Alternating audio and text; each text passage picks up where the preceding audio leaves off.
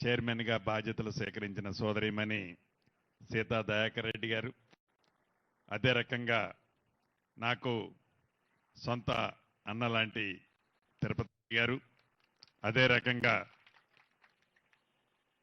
ఈ చట్టానికి కర్త కర్మ క్రియ ఎలా పని చేయాలో, అలా తన సొంత ఇంట్లో పని ఉంటే ఎలా ఉంటుందో అలా కష్టపడి పనిచేసిన మిత్రులు భూమి సునీల్ గారికి, గౌరవ కలెక్టర్ గారు సిక్తా పట్నాయక్ గారు, అడిషనల్ రెవెన్యూ కలెక్టర్ గారు, అదే రకంగా నా రెవెన్యూ ప్రిన్సిపల్ సెక్రటరీ గారు బుద్ధ ప్రకాష్ గారు, అదే రకంగా ఈ కంప్యూటర్కి సంబంధించిన దాంట్లో ఐఏఎస్ చదువుకున్న బాగా అనుభవం ఉందని యువకుణ్ణి ప్రత్యేకంగా ఈ ధరణి పోర్టల్ని భూభారత పోర్టల్గా మార్చడం కోసం యంగ్స్టర్ని ఆ రోజు గౌరవ ముఖ్యమంత్రి రేవంత్ రెడ్డి గారి సూచనల మేరకు దీంట్లోకి పోస్టింగ్ చేశాం. వారు మకరంద గారు చూడటానికి చిన్నగా ఉంటాడు కానీ చాలా యువకర్త. అన్న ఏంది మైక్ డిస్టర్బెన్స్ ఉంది. యువకర్త మకరంద గారు, వారికి అదే రకంగా గౌతమ ఎస్పీ గారు గౌతమ్ గారు, వేదిక మీద గ్రంథాలయ సంస్థ చైర్మన్లు ఉన్నారు, వారందరికీ ముఖ్య నాయకులు అధికారులు, వారందరికీ ఈ కార్యక్రమానికి హాజరైన నా కాజీపురం కుటుంబ సభ్యులందరూ, రైతన్నలు, భూములున్న ఆసాములు, మీడియా మిత్రులు, ప్రింట్ అండ్ ఎలక్ట్రానిక్ మీడియా మిత్రులందరికీ మనస్ఫూర్తిగా పేరు పేరున శిరస వంచి హృదయపూర్వక నమస్కారాలు, వందనాలు. చాలా సంతోషం. గడిచిన సార్వత్రిక ఎన్నికల్లో ఇందిరమ్మ రాజ్యం రావాలని స్థానిక శాసనసభ్యుడిగా ఆనాటి పిసిసి అధ్యక్షులు, ఈనాటి గౌరవ ముఖ్యమంత్రి రేవంత్ రెడ్డి గారిని మీ శాసనసభ్యులుగా అద్భుతమైన మెజారిటీతో గెలిపించుకోవటమే కాకుండా మీ అందరి కోరిక మేరకు ఆ భగవంతుడు దీవెనలతో తెలంగాణ రాష్ట్రంలో ఇందిరమ్మ రాజ్యం రావటమే కాకుండా మీ శాసనసభ్యులు మనందరి అన్న రేవంత్ రెడ్డి గారు కూడా ఈ రాష్ట్రానికి ముఖ్యమంత్రి అయిన సందర్భం మనందరికీ తెలియంది కాదు. తెచ్చుకున్న ఇందిరమ్మ రాజ్యంలో ఎన్నికల ముందు ఏవైతే ఇందిరమ్మ రాజ్యం వస్తే పేదోడి కన్నీరు ఎలా తుడుస్తుందో, పేదోడికి ఎలా అండగా ఉంటుందో అన్న మాట ప్రకారం, ఇచ్చిన వాగ్దానం ప్రకారం అనేక ఛాలెంజ్లు, అనేక ఇబ్బందులు, అనేక కష్టాలు ఎదురైనా ఇచ్చిన ప్రతి మాటని తూచా తప్పకుండా పేదోడి ఇంటికి చేర్చాలని తపన పడుతూ ప్రతిపక్షంలో ఉన్న వాళ్ళు అనేక సందర్భాలలో ఈ ప్రభుత్వాన్ని, గౌరవ ముఖ్యమంత్రి గారిని, ఈ ప్రభుత్వంలో ముఖ్యమంత్రి గారి కుటుంబాన్ని అనేక సందర్భాలలో అవమానించిన నాకు ప్రజలే ముఖ్యం, నాకు ప్రజల సుఖమే ముఖ్యం, ఈ రాష్ట్రంలో ఉండే పేదవాడికి అండగా ఉండటమే ముఖ్యమని తలంచి రాష్ట్రాన్ని అంతా పేదవాడి కష్టాలను తీర్చాలని తపనతో గౌరవ ముఖ్యమంత్రి గారి తాపత్రయం అనేక సందర్భాల్లో మీతో పాటు మేమందరం చూశాం. చూడటమే కాదు, తెచ్చుకున్న ఈ ఇందిరమ్మ రాజ్యంలో ఏ కార్యక్రమం, మంచి కార్యక్రమం చేయాలన్నా, ఏ పేదోడి కష్టాలు తీర్చాలి అన్నా గడిచిన ఆ 10 సంవత్సరంలో వారు చెయ్యని పని ఈ 10 నెలల్లో ఈ ఇందిరమ్మ ప్రభుత్వంలో చేస్తున్నామని అక్కురోషంతో, కక్షతో పేదవాడికి మంచి జరిగితే అది ఇందిరమ్మ ప్రభుత్వానికి మంచి మార్కులు ఎక్కడ వస్తాయో అని అడ్డంకులు పెడుతున్నా, అనేక విషయాలలో ప్రతిపక్షంలో వాళ్ళు ఉన్నారు, వారు ప్రత్యక్షంగా పరోక్షంగా కోర్టుల ద్వారా ఆటంకాలు కలిగిస్తున్నా ధనిక తెలంగాణ రాష్ట్రాన్ని 8,19,000 కోట్ల రూపాయలు అప్పు చేసినా, తల తాకట్టు పెట్టైనా చెప్పిన ప్రతి మాటని చిత్తశుద్ధితో పేదవాడికి అందించిన దాంట్లో భాగమే ఈ భూభారత కార్యక్రమం కూడా. ఎవరైనా చట్టాలు చేస్తే, ఎవరైనా ఇంటి పెద్ద ఒక మంచి నిర్ణయాలు తీసుకుంటే ఆ కుటుంబానికి మంచి జరిగే నిర్ణయాలు తీసుకుంటారు. చట్టాలు చేస్తే అంతకు ముందున్న చట్టాల కంటే ఇది బ్రహ్మాండంగా ఉందిరా ఈ చేసిన చట్టం, ఈ చట్టం వల్ల మనకి చాలా మంచి జరిగిందిరా, శభాషురా అని నలుగురు పొగిడేటట్టు చేస్తారు. కానీ ఆనాడు ఆ పెద్దలు ఆ దొరవారు చేసిన చట్టం, ఆ 2020 చట్టం పేదవాడు కన్నీరు తుర్చటం కాదు కదా, పేదవాడిని, రైతన్నని, భూములున్న ఆసాములని ఆతాల పాతాల లోకానికి ఆ చట్టం ద్వారా తొక్కారు అనేది ముమ్మాటికి నిజం. ఆ నిజము కాబట్టే 2023 డిసెంబర్లో జరిగిన ఎన్నికల్లో ఇందిరమ్మ ప్రభుత్వాన్ని తెలంగాణ రాష్ట్రంలో ప్రజలు నమ్మి తీసుకొచ్చారు. కాబట్టే ఆ చట్టాన్ని మార్చాలని, మార్చిన చట్టం ఒక రేవంత్ రెడ్డి గారికో, ఒక పొంగులేటి శ్రీనివాసరెడ్డి గారికో, కేబినెట్ మంత్రులకో, కాంగ్రెస్ పార్టీకో మంచి జరిగితే సరిపోదు.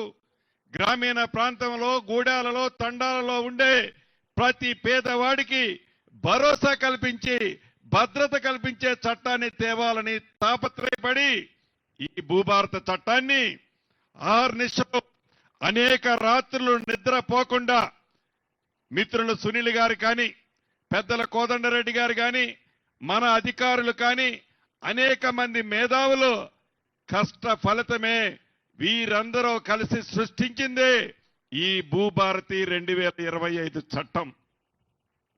చట్టం చేయటమే కాదు, ఆనాడు 2020 చట్టానికి ఈ 2025 భూభారత చట్టానికి ఎన్ని తేడాలున్నాయో కళ్ళుండి కూడా కళ్ళు మూసుకొని నాకు ఏమీ కనపడటం లేదని ఏదైతే ప్రతిపక్షాలు ఇంకా పచ్చి అబద్ధాలు ఆడుతున్నాయో అది చూస్తేనే బాధ అనిపిస్తుంది. అసెంబ్లీలో మొన్న జరిగిన అసెంబ్లీలో కూర్చుంటే నా శాసనసభ్యులు, నా పార్టీకి సంబంధించిన శాసనసభ్యులు కాదు, వారు పార్టీకి సంబంధించిన శాసనసభ్యులు అసెంబ్లీలో నేను కూర్చున్న బెంచి పక్కన వచ్చి కూర్చొని నన్ను అడిగేది ఏందయ్యా అంటే, ధరణిలో మా భూమి ఎక్కలేదన్నా, నా బిడ్డ భారతి బదులు భరత్ రెడ్డి అని పడ్డదన్నా, నా భూమి 9 ఎకరాలుంటే 9 కుంటలని పడిందని వారి శాసనసభ్యులే, ఆనాటి వారి ప్రభుత్వంలో ఉన్న మంత్రులే వచ్చి దీన్ని కొద్దిగా సరిదిద్దాలన్నని అడుగుతుంటే, పక్కన గతంలో మంత్రులుగా చేసిన వాళ్ళకి కనీస ఇంగిత జ్ఞానం కూడా లేకుండా ఏ భూభారత చట్టాన్ని అసెంబ్లీలో పాస్ చేయడానికి గౌరవ ముఖ్యమంత్రి రేవంత్ రెడ్డి గారి నాయకత్వంలోని మన ప్రభుత్వం చట్టాన్ని పెడితే, ఆ చట్టం పెట్టిన టైంలో కూడా నిస్సిగ్గుగా పదవి పోయిందనే ఉక్కు రోషంతో ఆ చట్టాన్ని కూడా ఆమోదించకుండా ప్రయత్నం చేసిన మహానుభావులు ఆ దొరవారు, వారి తొత్తులు. అటువంటి చట్టాన్ని ఏది ఏమైనా పేదవాడి కన్నీరికి, పేదవాడికి అండగా ఉండటానికి చేసే ఈ చట్టం ఇందాక అనేక అంశాలని సునీల్ గారు, అడిషనల్ కలెక్టర్ గారు మా మిత్రులు చెప్పారు. నిజం. అవే కాదు, ఈ చట్టం దేశంలోనే రోల్ మోడల్ చట్టం కాబోతుంది. ఈ చట్టంలోని ఒక 4-5 అంశాలను చెప్తున్నాం. 2020 చట్టం చేసేనాడు అధికారుల దగ్గరికి ప్రజలు పోవాల్సి వచ్చింది. 2025 మన భూభారత చట్టం చేసేనాడు అధికారులే మీ ఇంటి దగ్గరికి వస్తున్నారు. ఈనాడు ఆనాడు అప్లికేషన్ పెట్టాలి అంటే 1000 రూపాయలు కట్టాల్సి వచ్చేది. కాగితాలు, రాత అంతా మీరే చేయాల్సి వచ్చేది. ఈ చట్టంలో 1 రూపాయి కూడా తీసుకోదు ఈ ప్రభుత్వం, మన ప్రభుత్వం. అధికారులే మీ గ్రామానికి వస్తారు. అప్లికేషన్ల కోసం గత ప్రభుత్వం లాగా డబ్బే ముఖ్యం మాకనే విధంగా కాకుండా అప్లికేషన్లు ఫ్రీగా తీసుకొని మీ కన్నీరు, మీ బాధ, మీ ఆవేదన, మీకు ఆ భూమికి ఏదైతే బంధం ఉందో ఆ బంధాన్ని తీర్చేదే ఈ భూభారత చట్టం.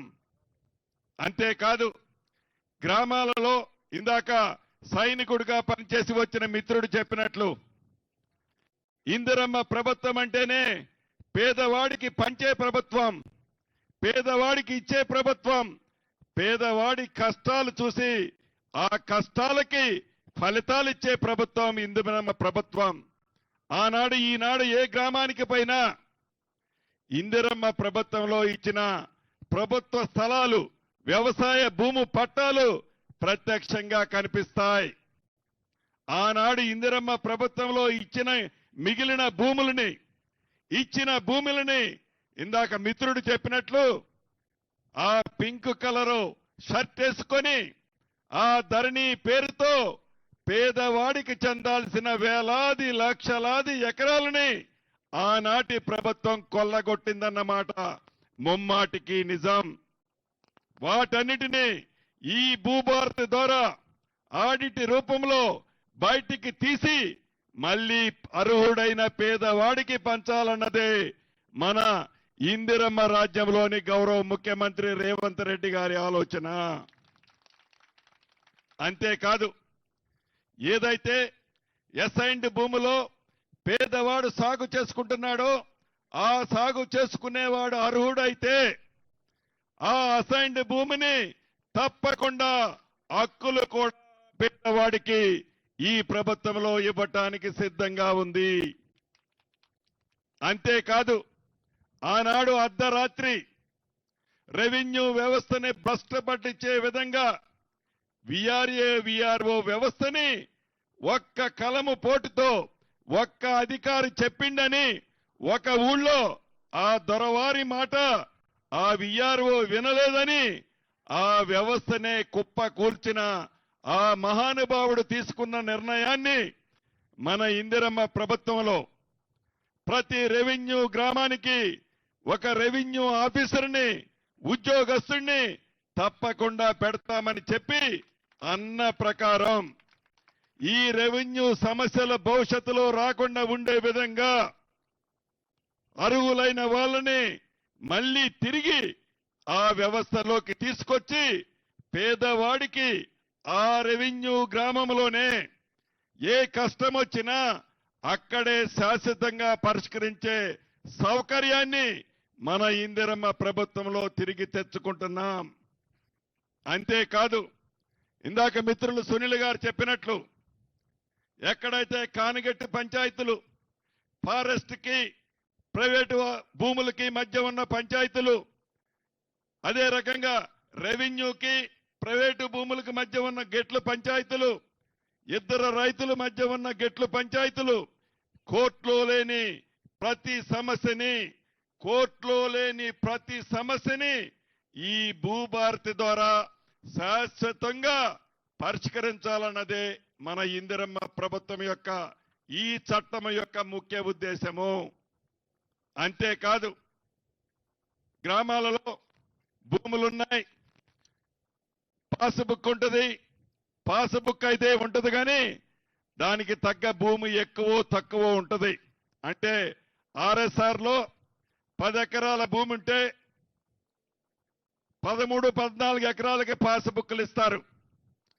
ఎవరయ్యా ఎక్కువ 2 ఎకరాలు 3 ఎకరాలు తీసుకుందంటే భూమి ఉండదు. కానీ ఆ పింక్ కలర్ కు సంబంధించిన వ్యక్తుల పేర్లతో ఆ పాస్బుక్లు ఆనాడు అధికారులు ఇచ్చారు, భయపెట్టి తీసుకున్నారు అధికారుల దగ్గర. అటువంటికి సంబంధించిన ఆస్తులన్నిటినీ పక్కాగా ఎవరైతే పొజిషన్ లో ఉన్నారో, ఎవరి పేరుతోనైతే ఎంత భూమి ఉందో ఆ భూమిని సర్వే చేసి భూమి మీద ఎవరైతే ఉన్నారో, ఎవరికైతే పాస్బుక్ ఉందో వారికే ఉండే విధంగా ఈ చట్టంలో మార్పు తీసుకురాబోతుంది. అంతేకాదు, సర్వేలను కూడా అరాకొరా కాకుండా మొదటి విడతలో రాష్ట్ర వ్యాప్తంగా 6,000 మంది సర్వేలని, లైసెన్స్డ్ సర్వేలని ఏర్పాటు చేయాలని ప్రభుత్వం నిర్ణయం తీసుకోవడం జరిగింది. ఇప్పుడే ప్రిన్సిపల్ సెక్రటరీ గారితో మాట్లాడాను. ఈ రాబోయే 1-2 తారీఖుల లోపే ఈ రాబోయే 1-2 తారీఖులలోపే ఈ లైసెన్స్డ్ సర్వేరులు ఏ జిల్లాలో ఏ మండలాల్లో ఏ గ్రామానికి సంబంధించిన ఎంత మంది కావాలనో అక్కడుండే భూమి విస్తీర్ణ బట్టి అధికారుల్ని లైసెన్స్ సర్వేరుల్ని సెలెక్ట్ చేసి వాళ్ళకి పూర్తి తర్ఫీదు ప్రభుత్వం ఇచ్చి వారి చేత సర్వే చేపించి రిజిస్ట్రేషన్ టైంలో ఏదైతే వారు ఆ సర్వే మ్యాప్ను పెడతారో ఆ మ్యాప్ మీద గవర్నమెంట్ సర్వే సంతకం తీసుకొని వారి డాక్యుమెంట్తో పాటు ఆ సర్వే మ్యాప్ను కూడా కంప్యూటర్లో అప్లోడ్ చేయటం జరుగుద్దని కూడా ఈ వేదిక ద్వారా రాష్ట్రంలో ఉండే రైతన్నలందరికీ తెలియజేస్తున్నాను. చివరగా చెప్పదలుచుకున్నది ఒక్కటే, చిత్తశుద్ధితో మనస్సాక్షిగా పేదవాడికి మంచి చేయాలని, పేదవాడి కష్టాలు తీర్చాలని, భూములున్న ఆసాములకి పూర్తి భద్రత కల్పించాలని ఒక మంచి ఆలోచనతో మన ఇందిరమ్మ ప్రభుత్వంలో ఇంత అద్భుతమైన చట్టాన్ని చేసుకున్నాం. నిన్నగాక మొన్న గౌరవ ముఖ్యమంత్రి గారు కూడా అన్ని జిల్లా కలెక్టర్లని, జిల్లాలో ఉండే రెవెన్యూ ముఖ్యమైన యంత్రాంగాన్ని పిలిచి చాలా స్పష్టంగా చెప్పడం జరిగింది. ప్రతి గ్రామంలో గడిచిన 10 సంవత్సరాలలో ఆనాటి ప్రభుత్వం ఏ గ్రామానికి వచ్చి ఇటువంటి సభ అంటే ఏదో ఉపన్యాసం దంచడానికి కాదు, ప్రజల కష్టాలు తెలుసుకోవటానికి, ప్రజలు భూమికి సంబంధించిన విషయాలని తీసుకునే ధైర్యం కూడా ఆనాటి ప్రభుత్వం చేయలే. ఈ ప్రభుత్వంలో ఈ భూభారతి ద్వారా మీ గ్రామాలకే ప్రభుత్వ ఉద్యోగస్తులు వస్తున్నారు. మొదటి విడతగా రాష్ట్రంలో ఈ 4 మండలాలు పైలట్ గా తీసుకున్నాం. 1 ముఖ్యమంత్రి గారి నియోజకవర్గం, 2 సీతక్క గారి నియోజకవర్గం, 3 కామారెడ్డి జిల్లాలోని 1 నియోజకవర్గం, 4వది నా సొంత నియోజకవర్గం పాలేరు నియోజకవర్గంలోని నేలకొండపల్లి. వీటితో పాటు మే 1వ తారీఖు నుంచి మే 1వ తారీఖు వరకు రాష్ట్రంలోని అన్ని మండలాలలో ప్రతి మండలానికి జిల్లా కలెక్టర్ గారు వస్తారు.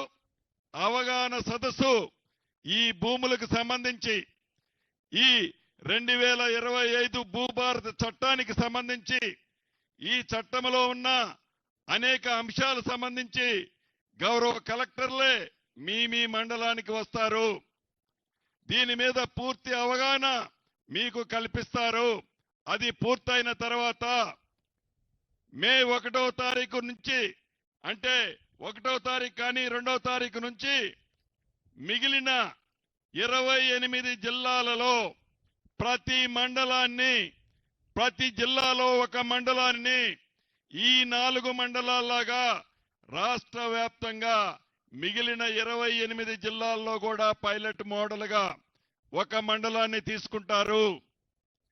దీని తర్వాత జూన్ 2వ తారీఖు నాడు రాష్ట్ర అవతరణ దినోత్సవం లోపే ఏవైతే మొదట తీసుకున్న ఈ 4 మండలానికి సంబంధించిన సమస్యలని, వీలైనన్ని సమస్యలని పరిష్కరించడం జరుగుద్ది.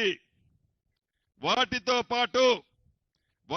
పాటు రాష్ట్ర వ్యాప్తంగా ఇందాక మిత్రులు చెప్పినట్లు రాష్ట్ర వ్యాప్తంగా జూన్ 2వ తారీఖు నుంచి ప్రతి మండలానికి, ఆ మండలంలో ఉండే ప్రతి రెవెన్యూ గ్రామానికి రెవెన్యూ అధికారులు ఈ మోడల్ మండలాల్లో ఎలా చేస్తున్నారో అదే పద్ధతిలో మీ గ్రామాలకే వస్తారు.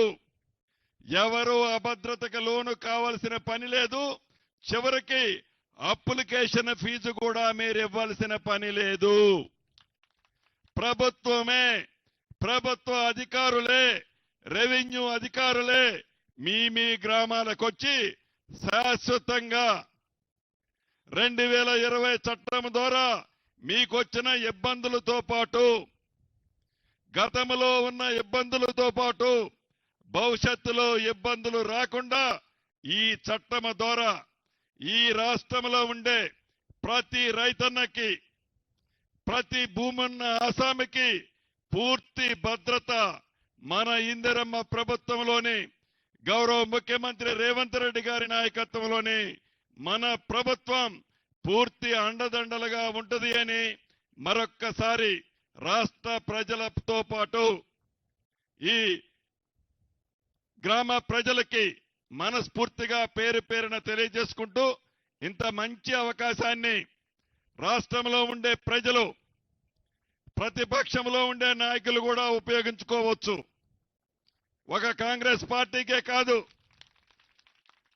ఒక కాంగ్రెస్ పార్టీలోకి కాదు, మీరు తెలంగాణ బిడ్డ అయితే మీరు నిత్యము ఉద్దేశపూర్వకంగా మమ్మల్ని తిట్టినా ఆడిపోసుకున్నా మీ భూములు ధరణి ద్వారా మీకు ఇబ్బంది కలిగిన ప్రజాప్రతినిధులు గాని పింక్ కలర్ వేసుకున్న నాయకులు గాని మీ భూముల పట్ల మీకేవైతే ఇబ్బందులు ఉన్నాయని నాకు చెప్పారో చెప్పిన వాళ్ళు చెప్పని వాళ్ళు మీ అందరికీ కూడా ఈ 2025 భూభారత చట్టం ద్వారా మీ సమస్యలకు కూడా ఆనాడు ఎట్లా మీ కేసీఆర్ మీ సమస్యలు పరిష్కరించలేకపోయాడు. ఈ చట్టం ద్వారా మన ముఖ్యమంత్రి రేవంత్ రెడ్డి గారి నాయకత్వంలోని మన ఇందిరమ్మ ప్రభుత్వం మీ సమస్యలని శాశ్వతంగా పరిష్కరిస్తుంది అని ఈ వేదిక ద్వారా రాష్ట్ర ప్రజలతో పాటు ప్రతిపక్ష నాయకులు కూడా తెలుపుతున్నాను. చివరగా ప్రతిపక్ష నాయకులకు ఒక్కటే చెప్పదలుచుకున్నాను.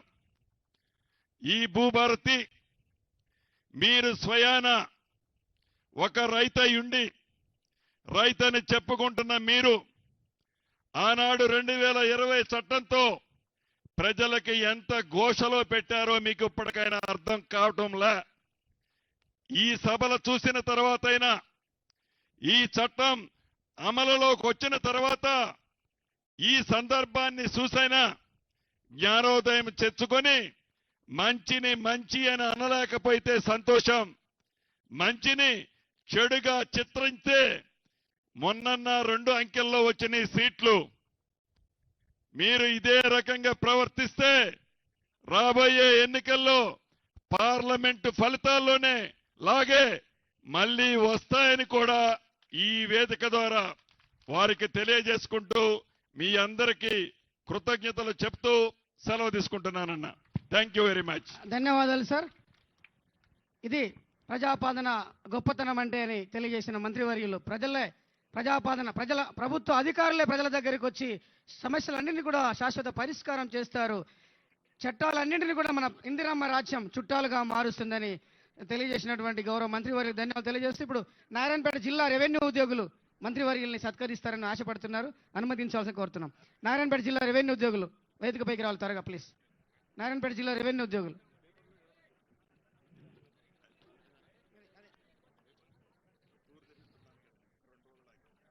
నారాయణపేట జిల్లా రెవెన్యూ ఉద్యోగులు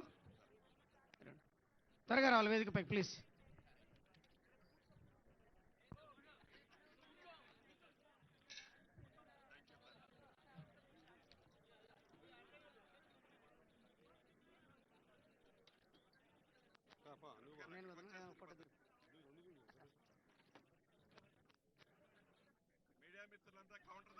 మీడియా సోదరులతో సార్ మాట్లాడతారు. రెవెన్యూ ఉద్యోగులు నారాయణపేట జిల్లా త్వరగా